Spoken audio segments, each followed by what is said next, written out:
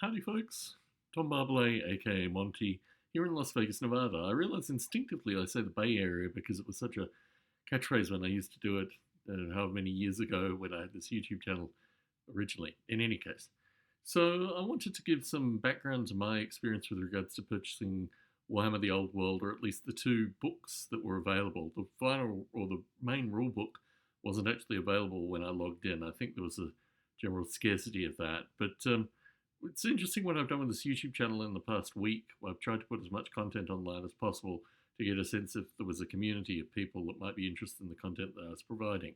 I now have, I don't know how many days, probably 2 weeks worth of waiting until the books finally arrive, and I don't have the main rule book, so I'm going to reconstruct my armies based on what I have, which I kind of anticipated happening, and maybe when the books arrive in 2 weeks' time, the regular rule book will be back on sale. Who knows how Games Workshop will deal with that. It was relatively painless. It did require about an hour. Thankfully, I was working, so I just kept working and had the laptop in the background telling me, when's in its countdown before I got on the website from the queue. It wasn't brilliant, but it was kind of compatible with experiences I've had historically buying iPhones and other things. And I kind of anticipated that this would be the case. I thought there might be some, I don't know, level of allocation for North America versus the UK versus, but it just appears like it was all sold out by the time I got online. So I didn't really debate buying the two box sets as a means of getting the rules. They just seemed to be more stuff that I didn't really need. So anyway, those two books will be coming, and I'll be able to put them up against the armies and get a sense of what's what. With the armies, let me talk about them in order. There are actually two dwarf armies. The first dwarf army that I showed in two videos, one actually finally with the mind map models, um, bases all ranked up, movement trays all ranked up. So that was an army that I think there's a couple of broken shields in that, but not much else. It seems to be as is. I need to work out which particular dwarves go with which particular war machines, but aside from that, I think that's a done deal. And that, I don't know how many points will be, but I'll find out when I get the army books, what they looks like. And then I have another dwarf army that I showed, which was far more voluminous in terms of infantry, and there's a bunch of missing shields for that. So that's about probably in the order of 100 miniatures that need shields, and I actually ordered shields. The shields were actually more expensive than the two army books. So I ordered shields from, I think, Old School or Old Hammer Miniatures. I can't remember. But anyway, they're on their way to me. I think it's Old Hammer Miniatures in the UK. And then I'll divide them up and paint them up and try to make them look as nice as possible. Thankfully, with the shake of my hand, it means that I can use spray and some detail and just go over the outlines in white and use washers and things like that. I think I can make shields that look relatively compatible with the ogre shields on their backs. And if not, it'll be something like that. And all be comfortable. That in and of itself as a project is probably a 2-month project, which is why I'm hesitant to continue the rapidity of videos that I've been putting online recently, because I just don't think I'll be able to do it. Let's talk the Wood Elves. The Wood Elves also are missing shields, and I was going to actually do a video tonight with the Wood Elves ranked up. Probably still could do it in the next couple of weeks before the books arrive. But I think the Wood Elves provide some interesting possibilities with regards to magic users, special characters, and then just a wide variety of infantry troops, and obviously there's some cavalry as well that I can throw in there. But I was actually going to do a video tonight of the ranked up infantry, which I may do it at some time, given the time and opportunity. The missing shields, slightly smaller in terms of problematic volume than the missing shields for the dwarves. Just there are so many dwarves and so many missing shields. So we'll see what comes out of the rules to see if there are rules which will be applicable. There might be rules that are applicable for the dwarves for the missing shields too. The only problem is they have the kind of studs on their arms looking like they're missing shields, which I don't particularly want.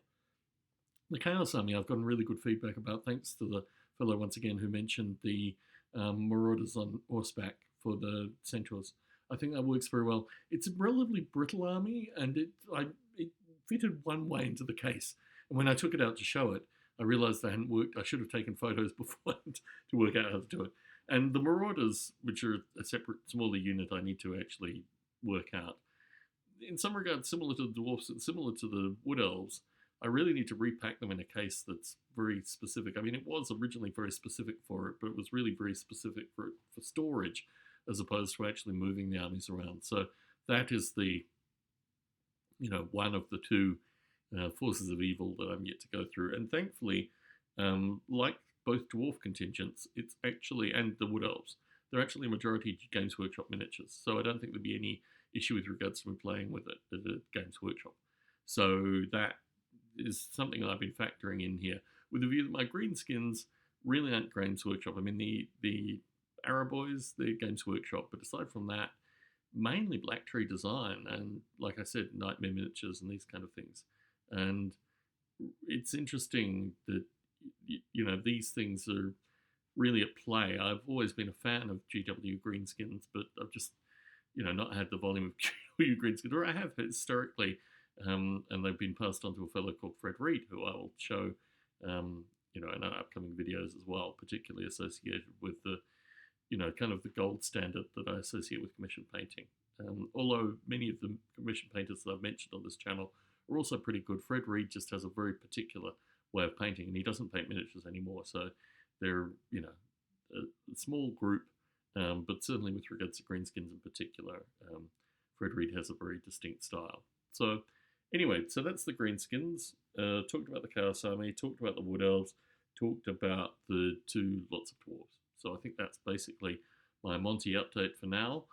Please like and subscribe. Please leave comments. Lots of people have been leaving comments, and I really do appreciate it. And depending on how the channel goes with regards to subscriptions and general movement, I'll post more videos before the books arrive.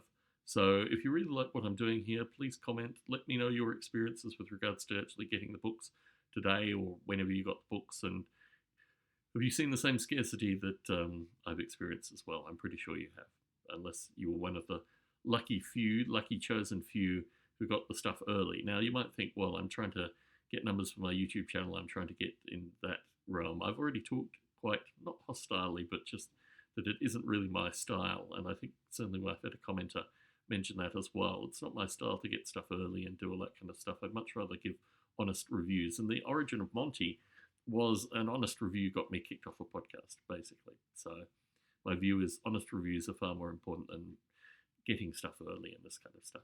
Anyway, Monty here in Las Vegas, Nevada, in Henderson, Las Vegas, Nevada, signing out.